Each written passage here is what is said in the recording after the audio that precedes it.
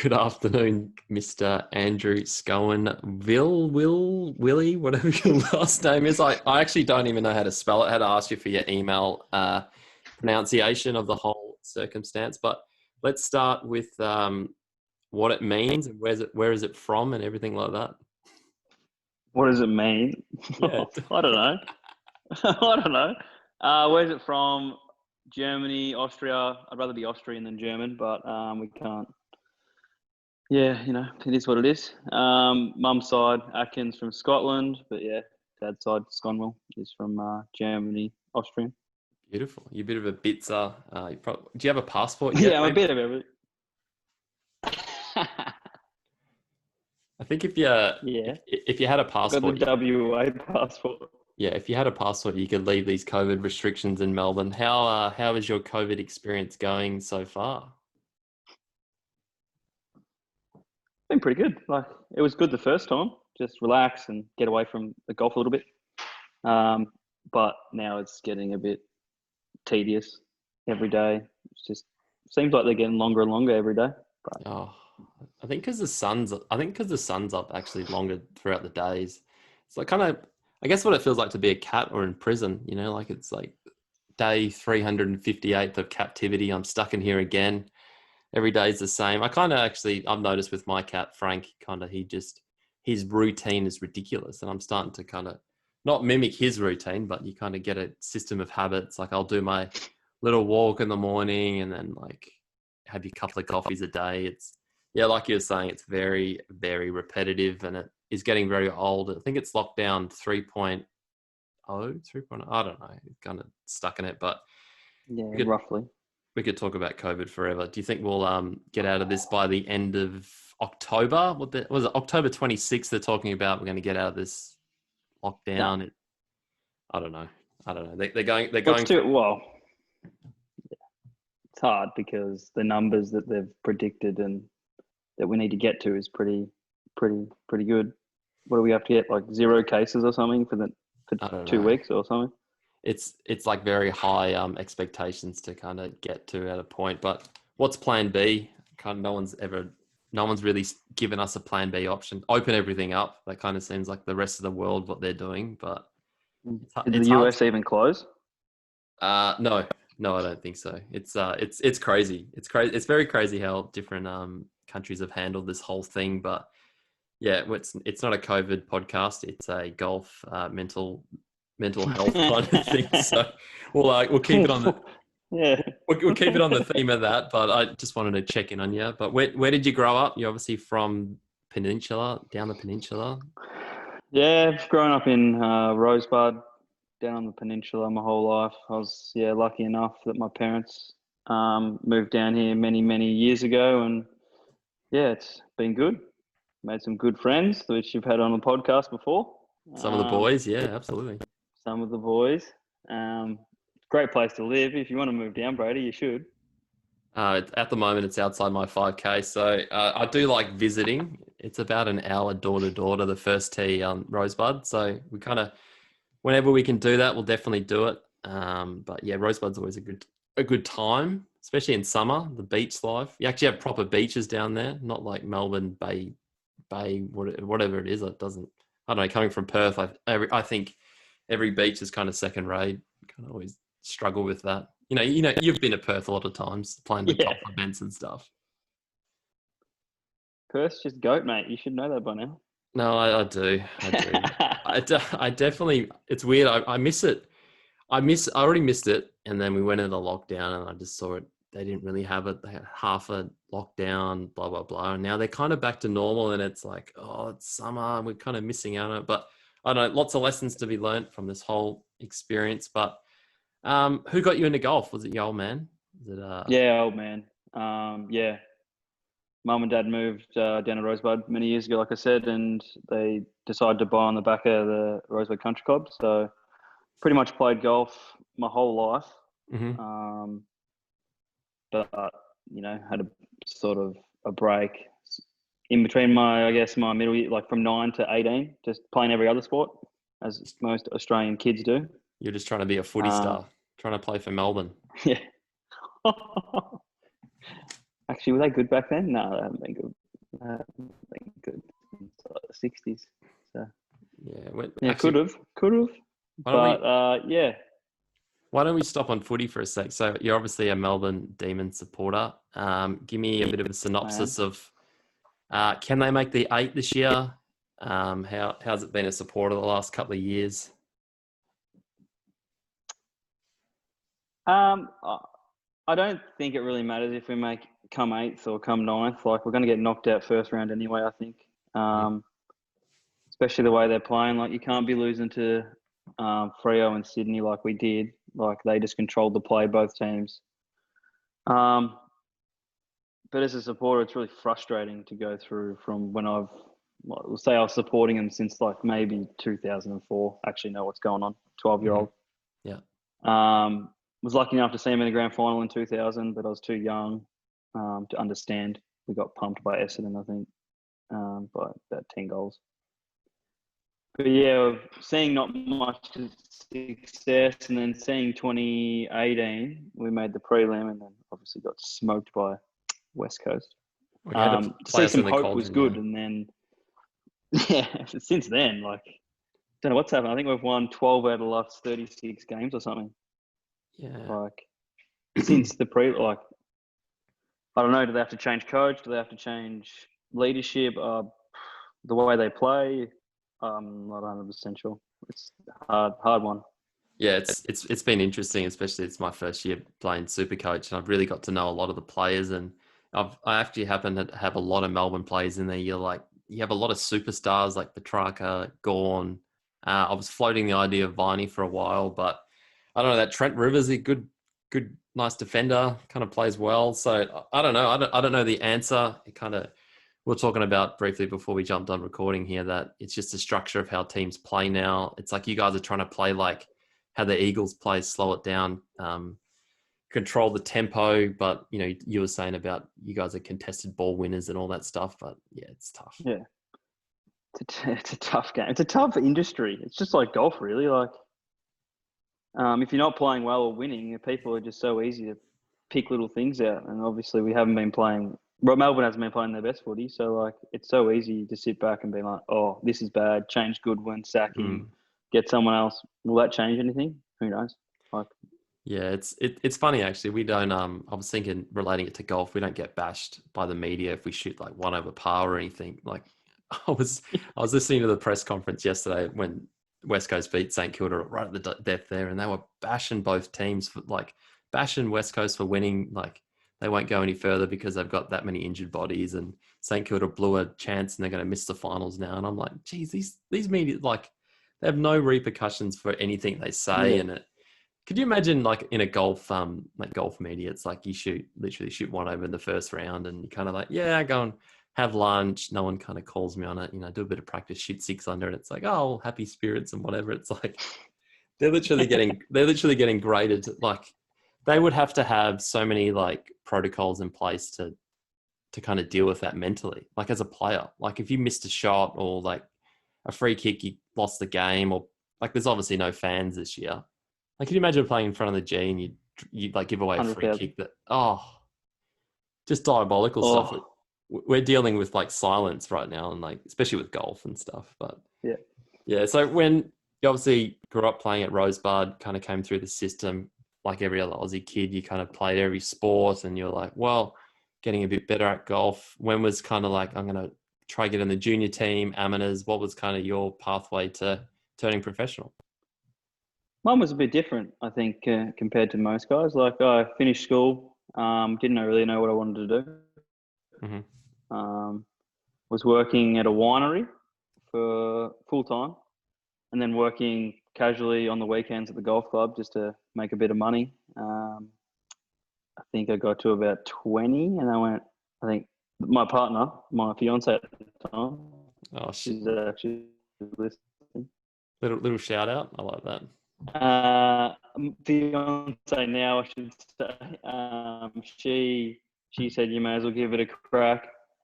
You may as well. And a few other people just said, you may as well.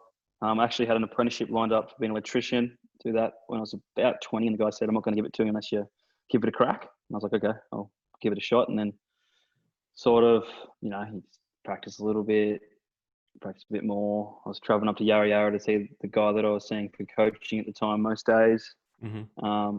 Just pretty much doing it like a full-time job. I had a bit of money obviously in the bank from working,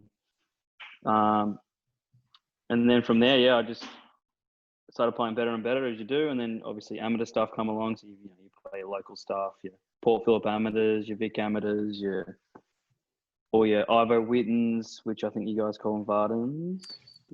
Paxton's, I think. I don't know. Just It's been too long. elite amateurs. Jeez, maybe I'll go amateur. Maybe that's the way. No, I don't know. And then from there, I was lucky enough to win the Port Phillip Amateur, which sort of jumped me up into the state team and sort of got noticed. And then from there, the state system, which was good at the time. You think back now and you're like, oh yeah. So good memories from there. Very good. How many years were you in the state system, and what was that experience like? Like was it you weren't in VIS? You were kind of just in the state system, right? Yeah, I was sort of like in the grey area.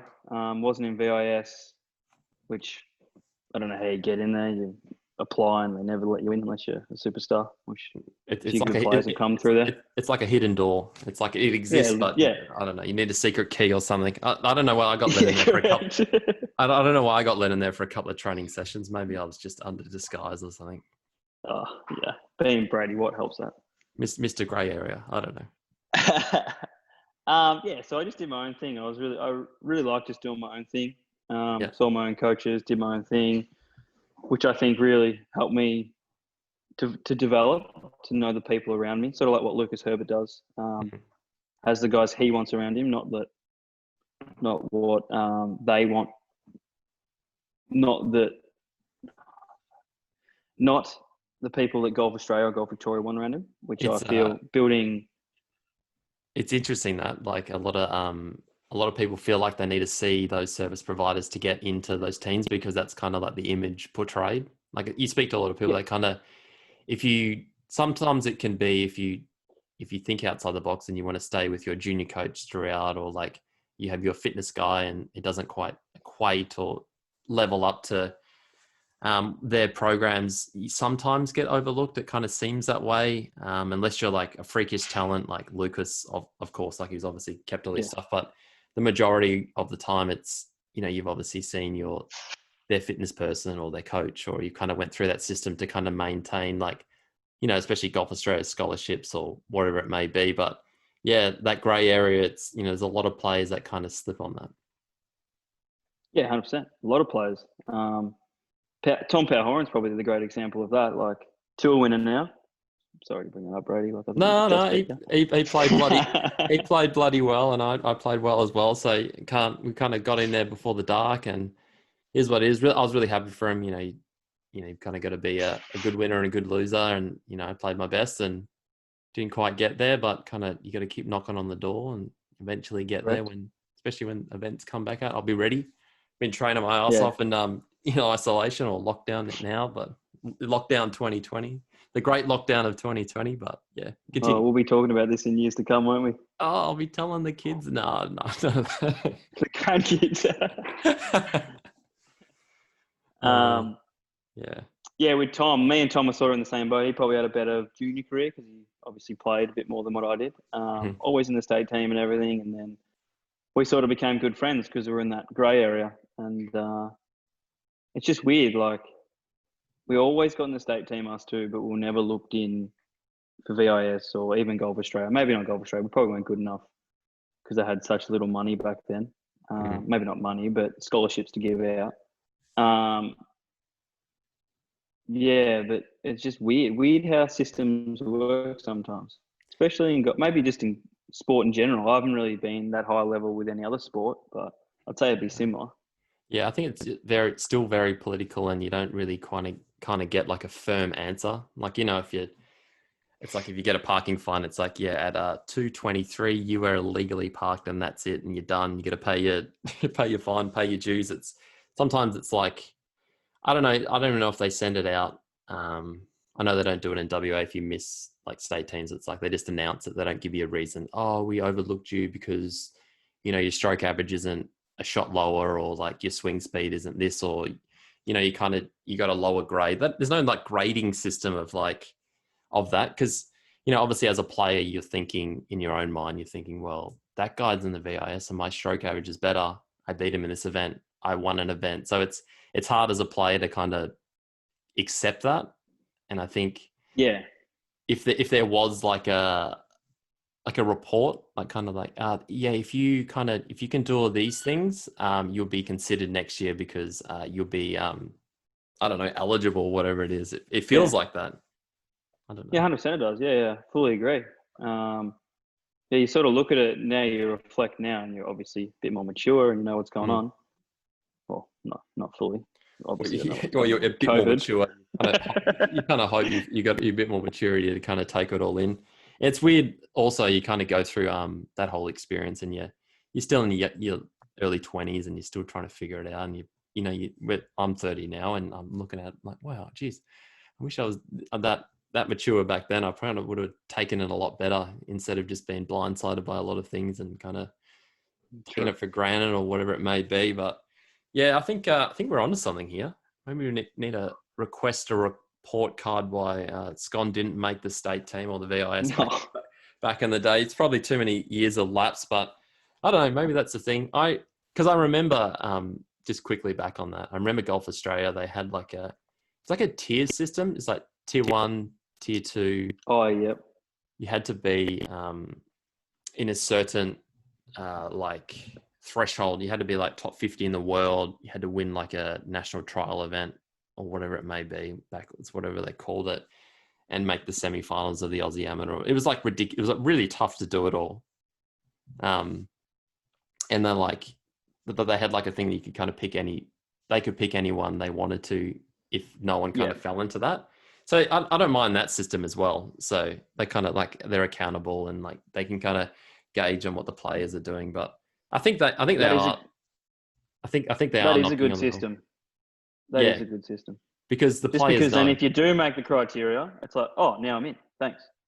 Yeah, if you don't make it, it's like, well, I better improve somewhere. I better improve. I guess it's like I don't know what I'm thinking of this. It's like a 4-leg multi, and you kind of see like you see like the green. It's like Eagles 1 tick, green, first goal scorer tick, and then you can sign like the red cross at the bottom. It's like, oh, the margin was wrong or whatever it may be. It's like, oh, okay, I kind of need to reflect that. There's no money on the line or anything. It's just your reputation in golf. It probably doesn't even add up. Anyways, that's kind of where my mind's going right now in lockdown. It's going crazy. But you're in that grey area for a little bit, it sounds, with Mr. Tom, the Mr. Power Horan. But he... there's a few of us. Few of you guys, and then you were like, bugger it, turning pro, and where'd you go from there? Because I was we kind of got into contact through a couple of amateur events. I think you might have still been amateur and I went professional or whatever it may be. But I reckon, yeah. What was your pathway? Still remember you hit my pathway from there was... What were you going to say? I think I hit somewhere. I remember I remember seeing you teeing off at Lake Macquarie one year. Was that Belmont Golf Club? And I was like, oh, wow, Brady Watt.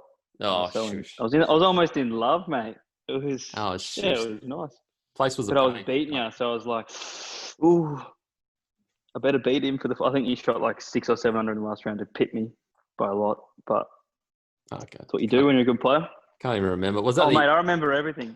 Can't remember. I think I won it one year and then 5th the next year or something. I don't know. It was a good event. I remember Tommy Fleetwood was there and Stiggy Hodgson, or he had to pull out one year because he got too sunburned. That's pretty much the theme of most of the English guys. Are like, oh, the sun, it's like January, it should be like snowing in England, and they just literally got scorched on the beach and they had to carry their bags and it's just a nightmare. But the funny days. That's the names you just said. How's the names? You used to come play amateur golf in Australia.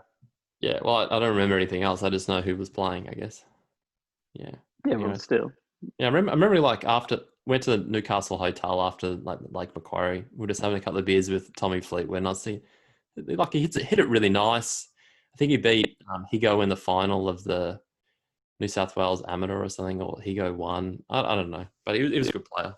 I mean, he's had a great career so far. I mean, he's a good player. He's all right. he's okay. But so what happened when you turned pro? How did it all go down for you? I sort of just got sick of going around in circles, really, with the state team, and I felt like I wasn't really improving, so I just took the leap and went, I'm going Aussie Tour School. Let's do it. Um, Okay. Yeah. yeah, just go do it. If you don't do it, you won't know. So I was like, oh, we'll just go do it.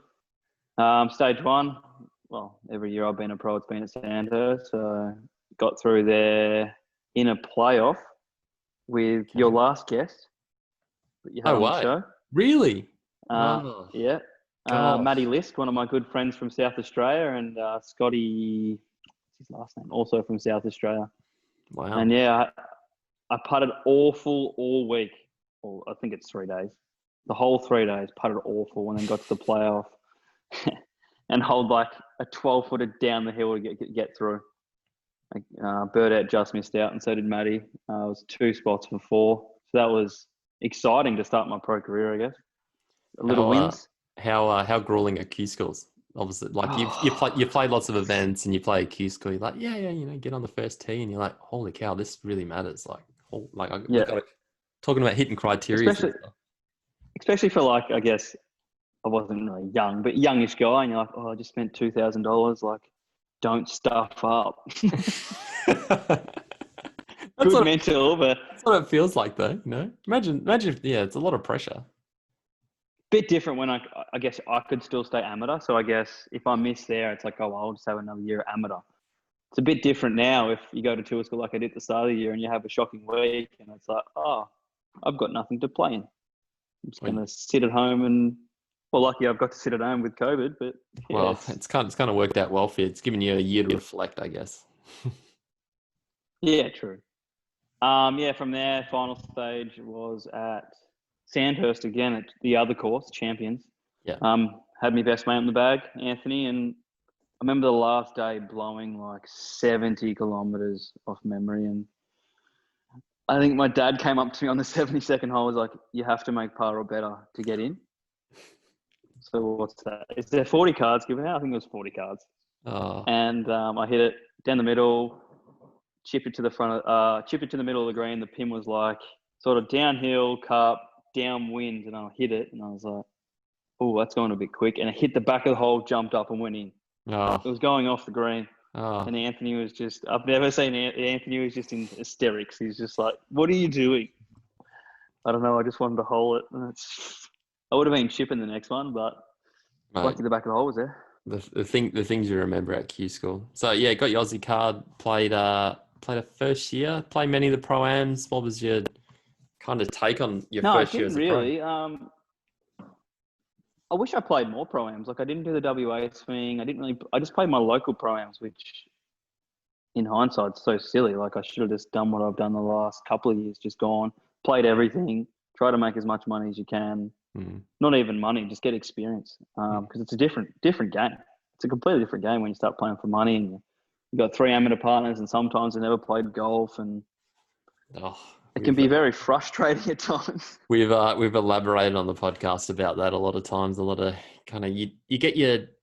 It's like 95% of the time it's really, really good. You get the guys that just cheer on you on. They want you to have a great day. They want you to be the winner. They want to be on the table when you win.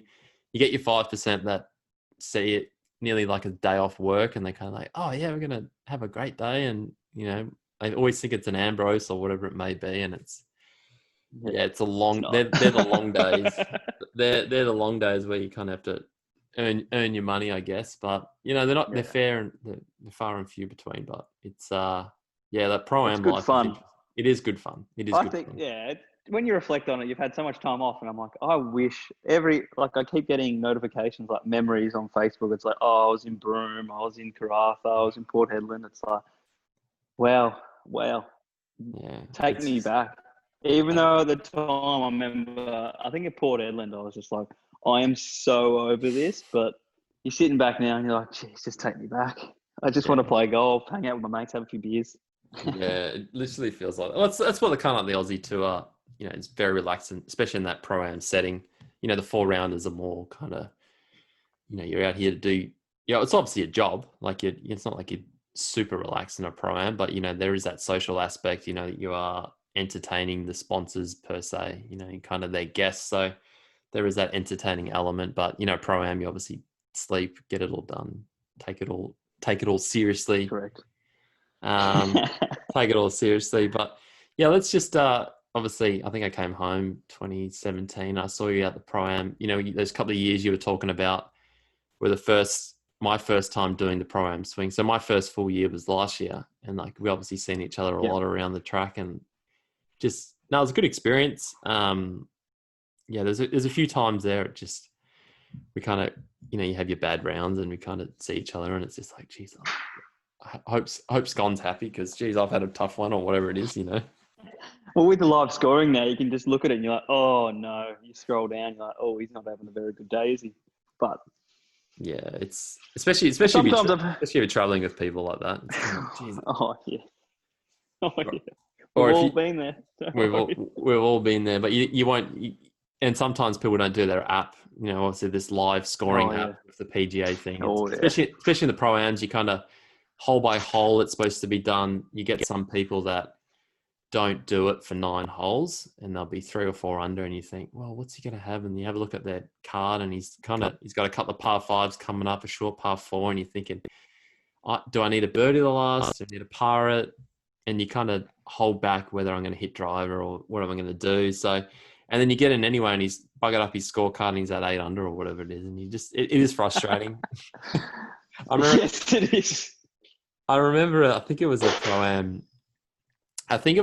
Last year in WA. It was down south. It might have been Dunsborough, and you were playing. I remember saying, "Oh, it was the windiest day. I think I was 2 under, 3 under." I was just like, "I'll just get a top 10." I'm not, not huge on this golf course. I'm like, some golf courses, I just doesn't suit your eye or whatever it is. Some of the pins are just crap. Like I just can't get it done. Whatever, you're kind of scrapping around for a couple of under. And I saw you up there. I was thinking, geez, Scon's leading. That's great. We're all traveling in a similar thing. I really hope he wins. And you were on top. And there was one person, won't name names, but he was, as I was saying, he was 3, 4 under with like 9 holes to go, 12. And he posted his score, and he was 1 below you. And then presentations were coming up and blah, blah, blah. And as most pros kind of look at it at dinner, it's weird. I'll say this, but you see it at Pro-Ams. Once it's posted, you think, oh, how much money did I make today? Did I make $43? Did I make... Obviously, if you win, you make a couple of grand or whatever it is. But you see the guys that finish 25th, 20th, 19th, and thinking, what's for dinner tonight? Oh, man, $200. And I remember looking at it, and I thought, oh, Scon's going to win this. This is fantastic. We've got a couple of days off down south. We're going to have a great time in this. And your names just literally went from here to on top. It went from first to second. I went, what's going on? And apparently he got his scorecard wrong, and there was like an uproar on the thing. And talk us through that experience. That was pretty funny, actually. Oh, he was good about it. Like, I remember finishing, and I'm all happy, like you finished, and you're like, refresh. Oh, everyone's finished. Good, I've won. How good's that? And I think Anthony come up to me, he's like, congrats, mate. At last, one of us has won a Pro-Am. I'm like, I know. I play out of my skin. I think it's 8th, the really hard hole at Dunsborough, isn't it? With water all down the right, houses down the left, I think, or 17. I started on that hole. I actually started. So that was my last hole. So I'm a bit all right. So I refreshed before that hole because it's a bit of a walk from 7, 8 or 16, 17. It is, yes. And I'm like, oh, okay. He's 1 behind and he's finished. So I'm like, perfect. And this is when I was going through my severe hooks of the ball. So that hole doesn't really set up great for a hooksman, and I remember not with the wind off the right. Yeah, the wind's off the right there as well. Yeah, and I'm like, all right, we'll just play it safe. So I aimed at the edge of the water and just hooked it as far as I could. I think I ended up hitting down the left-hand side, which was fine. And I think off memory, the green sort of tucks towards the water, and I'm like, oh, I only had like 9 iron in or something, and I'm like, just middle of the green, pins tucked right, middle of the green, hit at the middle of the green, putted it down there, 4. I've won, yes, happy as. Even my playing partner was like, yeah, we've won. I played with like 3 old guys there, 70. I think we played Ambrose that day. Yeah, it was. 3-ball Ambrose. They could take your drive or something, yeah. Yeah, and they were loving it because, you hit an extra 200 past them. They're like, oh, I've never been here before. And, you have a cracker of a day. My 9-iron, I've never used this thing before. It's still got the wrapper on it. I remember walking to the car park, chirpy and happy. First Pro-Am win. Did you get I your felt pants on? good. Did you go and put your long pants on? Because obviously when you No, I win, think I was wearing long pants. I think it rained. It was a little yeah, windy. okay, yeah, So like, because in the pro-ams you got to wear pants if you win a pro-am. So a lot of them are in summer, so you wear your shorts, and then you obviously got your nice little pair of slacks that are in the back of the car. It's like one day I'm going to get these out. Got a bit of dust on them, but I'm going to pull them out, and I'm going to have my little speech ready. But yeah, it's funny. It's funny you kind of see people walk around. Oh, he's got pants on now. He must have won. So no pants. um, Already had them on. no pants. I already had them on. I'm a professional. You know, you got to wear pants. You wore pants because you And knew I you were remember going to walking. win. I think. Yeah, correct. And I'm walking. I think I just got to the car park. Anthony's waiting for me because I had the keys, and he's like, "Congrats, bro!" And then this gentleman come up to me and goes, "Hey, mate, sorry, I stuffed up the online scoring. I've actually had one better than you." And I was like, "Oh, damn!" And literally the heart sunk. Like, "Oh, Oh. bugger." Second's still good, I guess. And Anthony's like, "Yeah, second's fine." I'm like, "Yeah, but it's not like winning. Not like winning." Nothing like winning. But yeah, that whole WA swing was fun. We obviously went up to Broome, kind of did the whole drive up there with the crew. Kind of feels like years ago. That was actually last year. Crazy, crazy, crazy, crazy. Obviously, Times. it's a cool trip because there's only 20 pros. It feels like 20 pros, so everyone gets paid. So Yeah. everyone's a lot more relaxed. It's very social once you get above the Tropic of Capricorn, I think it's called. But everyone's very relaxed. Everyone's getting paid, so everyone's having a bit more fun with their playing partners, and kind of enjoy your time. But obviously, I think at the time you were struggling with your game, and you just like were on the Yeah. sand scrapes, and you just like, I'm done with this. I'm just like completely done. Um, and then yeah, it's funny that we're both here now because I joined PK at the end of last year, and I remember starting to play. We're obviously playing through COVID times, and we're just playing socially, and we're like, geez, how much fun's this? Like, you don't have to do a Picking it up, scorecard. gimmies. Oh, Oh, we're playing 2-putt max, just pick it up, playing social, and it's just such a fun time. You kind of forget that it's just a game sometimes, and you kind of get wrapped up in this whole scoring element. You kind of beat yourself up, and if you want to elaborate on that experience of just how hard playing professional golf is, and it kind of eats up on your mental for sure. Like, and you just really like you put so much pressure on yourself. Sometimes it feels like, especially for me, your expectations are like so high, and you're like, geez, I'm playing okay. Like, just kind of, it's such a long journey. If you want to talk about that at all. well, I think I realised from turning amateur to pro, there's so many good players. Mm. In the amateurs, you have a bad week, say you play Mandra, which is Mandra amateur, and you're like, oh, I had a pretty bad week, came top 10. In pro Mm. golf, you have a bad week, you miss the cut by 3. Mm. Like, you're just off, miss the cut. And then then you start thinking about money and what am I going to, well, I'm not as bad as, hey, what am I going to eat for dinner tonight? But like, for some blokes, it can be. And the road from, I think I got to, it might have been halfway up WA, and I was just like, I could easily just go home. Mm. Like, mentally, I was done. Been on the road for what, 5 weeks, just playing pro-ams. Might be different playing 5 weeks in a row tour events. You can Mm. sort of get your alone time. You're with the same people, like pro-ams, you're with the same people every day. Obviously, my game wasn't great. I still had close calls. Like down south, played pretty good, but it's just you get in bad habits when you're away. Even drinking, for example, you drink Mm. every day, Oh, it's that whole especially in social pro-am. program Social, life. yeah. Nuts. And yeah, I think I maybe even had a conversation with you or Chewy, and I'm just like, I'm so done. Yeah. I'm so over this. Yeah. I can't wait till Broome's over, and then I hurt my back and on the way up to Broome, sitting in the same spot in the car for felt like forever. Driving 46 from Perth to hours. Broome is a long way. 46 hours, I think it was. Uh, and then, yeah, I remember coming home like, I'm never playing golf again. But then after 3 days at home, you're like, oh, I'm bored. Or Yeah. I actually do love this game. Yeah, I think it's funny. It's funny you say that. Pro-ams can beat you up. You obviously need to play them a lot more now because there's not that many tour events, especially in this country. You kind of got to base your weeks around pro-ams, and they're so exhausting, especially when you do 4 or 5 weeks in a row. It's kind of you're putting on face to impress your playing partners or whatever it may be, and you kind of you miss out on playing social golf. Like, I think it was funny after that period, and then we had a lot of time in September, especially over the winter. I think it might have been actually. We played a lot down Cape Shank. We played Rosebud. We played lots of different courses, and we just played. Obviously, I've got my elaborate like $1 games, and I've got all sorts of money games, but I don't know. I've got some scoring systems that people kind of argue with, but I've got all sorts of games that if you want to have a bit of fun with it, but I think you need to play.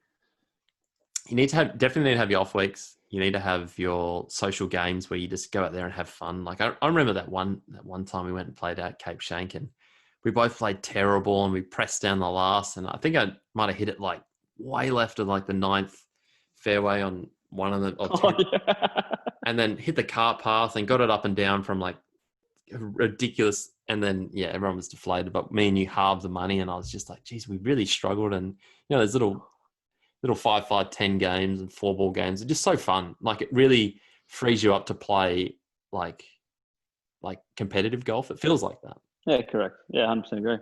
A bit of bounce in there, and have a bit of fun. And obviously, money gets changed hands most of the time. So it's actually really good for some guys. Some other guys don't really like it, but yeah, I won't name names. But well, I've got won't name names, but I've got your I've got your details saved on auto. It feels like I just go in there and scroll down. Scon's right at the front, and just send him his money and get on with it. But it was funny.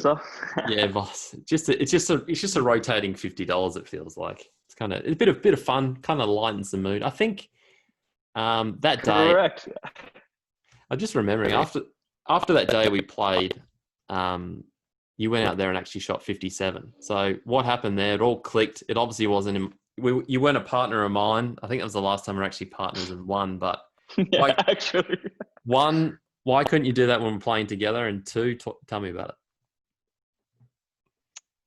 I don't know. Maybe playing with a few local lads, just having a bit of fun. I think one of the boys had to get to work by like 10 o'clock, and we teed off at 7. So we're like, oh, we'll grab a golf cart each and just play as fast as we can. Yeah. And then we didn't even book in. I think we just rocked up, put our money in at Cape Shank, and went out and we teed off the 10th. And we're like, oh, perfect. You know what you do in the pro shop. You're like, oh, so if I tee off the 10th, there should be a bit of a gap here and we should be fine. And I remember birdieing the first 7, I think, or 6. Just and I was like, I'm on today. Just blacked out. And I was playing this other bloke, Tommy Stewart, one of our good mates. Shout out to him. He and I think he was 9 down through 9, and he's just like, "What am I supposed to do? This is a joke." I think I beat him 10-8, but yeah, overall it was a very good day. I think I just enjoyed everything about the day. Good winter's day in Melbourne. I remember hands being freezing on every hole, and 8 degrees. 8 degrees. The best memory I have of that score is I got to our 16th hole, which was the 7th, and the 2 boys I was playing with were like, "Oh my god, if he birdies in," like they're trying to be real secretive. It's like a pro-am group. They're trying to be real secretive. Like, "Oh, if he birdies in, Tom, he's gonna shoot 59." And I just turn around and I'm like, "I'm gonna finish birdie, eagle, birdie to shoot 58." And they're like, "Oh, stop talking about it. You might jinx it." And then they had a hole in 1 on 7, hit it to like an inch. And the next, the par 5, driver 6 iron to like 12 feet, hold it, and then made birdie up 9. It was, good memory to have. And yeah, literally, not many people have broken 60. That's for sure. I haven't done it yet. I might have to do it on a past 68 or something. Maybe that's my kind of thing. But yeah, Cape Shank 70. Yeah, mate. No one can take that away from you, Mr. 58. No. You just need to play like that relaxed. It's so cliche. It's like, just play like that when you play like an event. It's like, yeah, I'm trying to. It's just so tense out there. Yeah.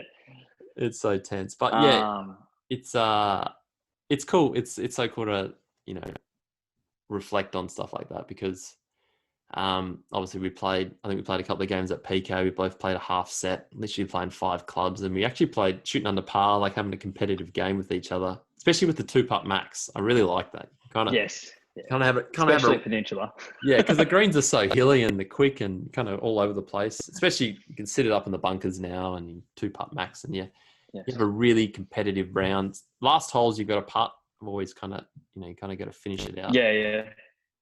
It's taken me a while to kind of get my head around the old foam in the hole and the flag stick in, which looks like it's going to be in for the next 7 years when we ever get out of lockdown. Who knows? How big's the hole gonna look when it's all gone?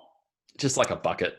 There'll be no goalkeeper anymore. I'm really I'm really looking forward to it. But yeah, any plans post lockdown? Whether you're going to come out and give this golf thing a go again? What's your Oh, well, reflecting now, I really want to, but then you think about all the memories and the bad memories you have. I don't know. the It's tough such a times? The tough bad times. thing to think about. The tough times. It's such a bad thing to think about. But it's like, oh, you know what? I could just got a mate, get that apprenticeship, make my $700 to $1,000 a week, and live comfortably. Maybe start a family.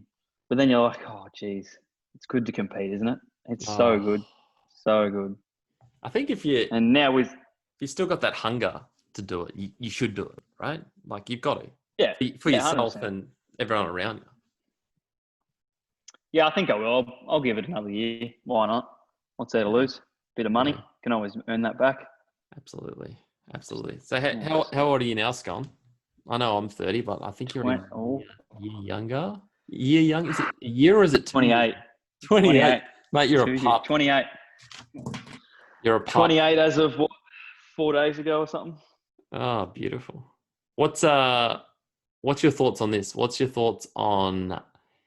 So you're 28 now. You do your apprenticeship. So like I'm just kind of relating to my study. So you do your apprenticeship, you do a degree or whatever it may be. You're 32. You've got a trade behind you completely. We can actually leave the state or our 5K bubble by then.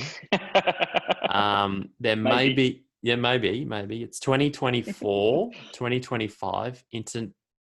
International travel is like kind of nearly back to what it was like January this year. And then there's a tour to go through. You're like more mature. You've kind of got a little bit of money behind you. You've got 3 kids and you're married. No, I'm kidding. You know, you could be. You never know. You could be. There's what's your thoughts on that? I'm kind of tossing with the idea. It's always on the cards. It's interesting. It'll be interesting to see how many people actually keep playing like after this, you know, especially in Australia.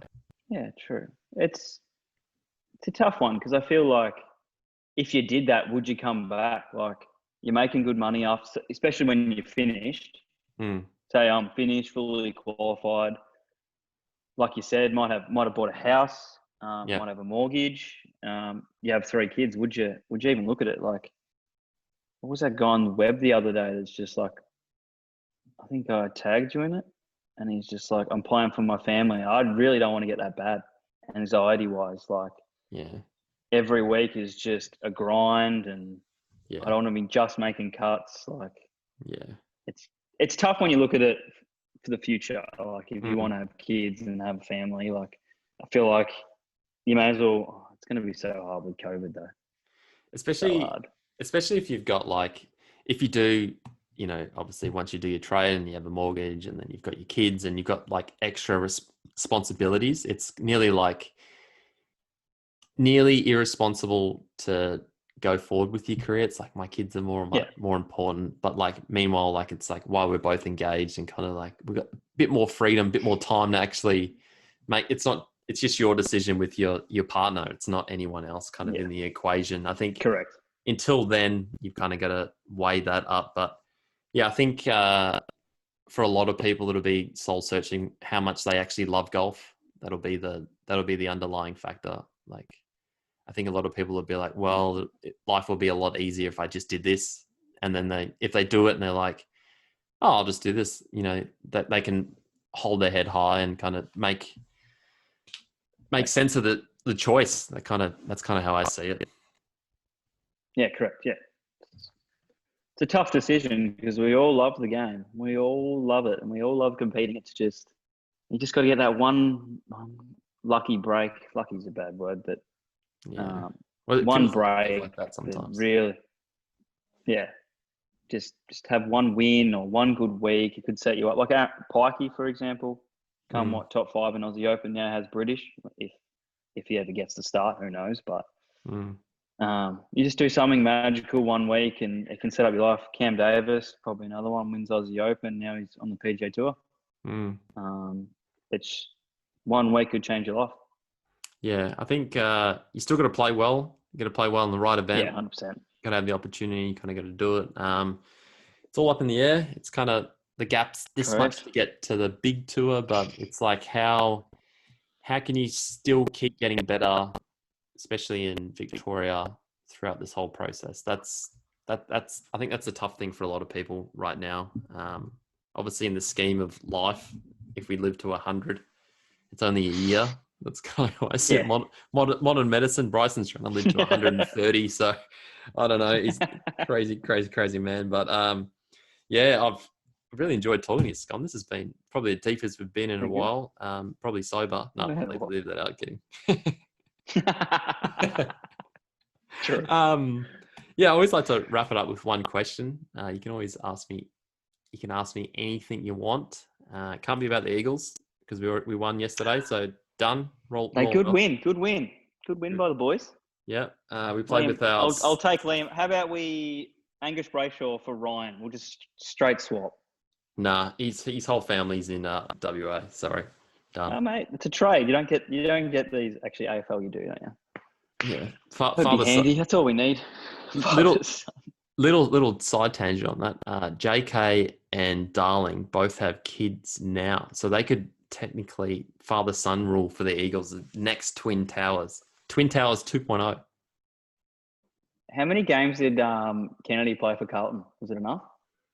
I think no, it wasn't. No, it wasn't. I'll fact check it and we'll have a look at it and then I'll text it to Anthony. Nah, let's be honest. Who would want to go to Carlton? Who would want to go there? We'll just go to West Coast. Yeah, well, geez, depends. If you want to win a final or a flag, you know where you need to go. True. Anyways, the D's. They nearly merged with the Hawks, but we'll leave that out. Jeez. One question to you reckon? Well, yeah. It's a tough one, isn't it? Someone already asked you that. Yeah, lots of people have been pretty calm with it. I don't like to give too much time for people to. Yeah. Think. Favorite stadium in the world? Have you been to Optus yet? Yeah, been to Optus. All right, perfect. So this is a good one because a lot of Perth people think that Optus is the greatest stadium of all time. Well, yeah, I personally think it's a great stadium. It wouldn't be my favourite stadium though. What's your favourite? You would have been to a lot actually. Yeah, a lot of different stadiums in the world. My favourite stadium would have to be. What are you tossing up? No, it's either going to be the Green Monster where the Red Sox play. That's okay, yeah. Pretty impressive. Or it'd be. I don't know. That's a really good question. It's a Green Monster. That's so good. It's just like old. It's like real. Like they haven't changed it. I'm sure it's not the safe building structure. Well, it probably is, but like it's been there for so long. Like there's all the old dugouts. Like when we went to the game there, it was like on the third base line. And it was just so loud. It was really, really cool. Went to Yankee Stadium. Went to the new Yankee Stadium. I would have liked to go to the old one. But yeah, Boston takes it by miles. It's just such a cool setup. A couple of cool little close seconds, a couple of runner-ups, a couple of college stadiums, really, really cool. UT was really cool. University of Texas was wicked. Just the vast size of it, 120,000 people, I think. The stands just go like this, don't they? Straight up. Straight to heaven. That's what they reckon in Texas. Straight to heaven. But we'll leave that out. Nice. Yeah, that's my favorite. Probably, just had a really good week in Boston and anything that was involved with that, loved it. But yeah, that's my favorite stadium. Optus is awesome though, especially for an Eagles game. I think it's a little different with Freo games, but we'll. Yeah, I was going to say that actually, like, because my sister went the other day for the first time. She went to Freo versus Hawthorn, was it? Freo beat them. Yeah. She's like, it just wasn't. Like, yeah, but imagine 70,000, 80,000 or whatever it fits with just West Coast fans. It'd just be next level. Oh, people, they bleed it over there, especially West Coast fans. Like, geez, I'm sure Yeah. my apartment building yesterday, they were just blowing up. Like, this guy needs to shut up. Yeah, when Tim Kelly kicked that goal yesterday, I was so excited. Like, just I don't know. It's just so good to see a healthy Nick Nat. It just Oh yeah, we've so waited good. so long for him. Like he's had his full pre-seasons, he's had all these injuries, and these shorter quarters are playing right into Nick Nat's strengths. He just runs hard for 65% of the time, and he's just a game changer. Just really, He's so really, good. really impressive. So good. And you got a couple of good young kids. I think one's from down my way that you debuted, Ruckman. What's his name? Oh, Bailey Williams. He's a jet. Yeah, he looks good. He looks like a bull. Just Mate, loves it. Mate, some Franger. He's just a crazy man. Yeah, well, that makes it sense. Mate, he's a crazy man. I saw a couple of tackles he had. He's laying on him. Yeah, loves it. But thanks for your time, Scum. This has been beautiful. And No worries at all. got there deep there for a sec. It was fantastic. Beautiful. Very well, good. Thanks, mate. hopefully at the end of this lockdown, we can have a game at PK. Probably going to need my full set. I'm not sure if it's going to go straight. But my goal this year is to drive the first on the north. That's my goal. Up the hill. How far is that? I had a look at it. It was like 3:30? 310, kind of where you need to hit it for it to go up. But, obviously we can't get on the driving range now to warm up. So it's kind of straight out the car kind of swing. So maybe we'll need to tee off 10 or something. Then Burdett can have a crack at the first as well and try and carry the fairway bunker. Oh, maybe that can be his goal. He's a funny bugger. Lucky that's too mean. Sorry, Burdett. That's too mean. Nah, he'll be all right. Mate, he did take our money that day. Bloody hell. He can golf his ball. Yeah, absolutely. All right, Scon. Good luck to the Demons tomorrow. Hope they beat GWS and make the 8. Fingers crossed. Cheers, mate. Cheers, mate.